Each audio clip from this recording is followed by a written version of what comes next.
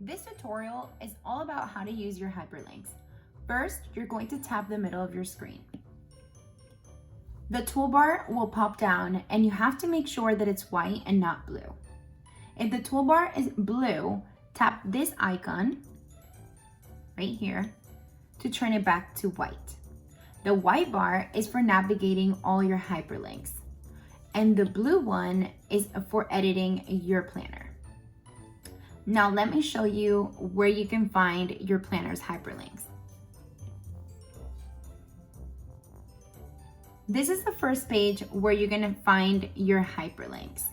On this side, you're gonna find 2 hyperlinks that will take you to my YouTube channel's playlist, all about digital planning. On this side, you will have all the weekly tabs and the sticker tab.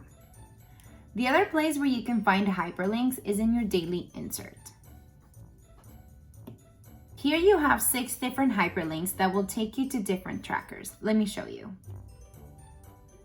Let's do meal plan. We go back to week 1. We can go to the weight and fat percentage tracker.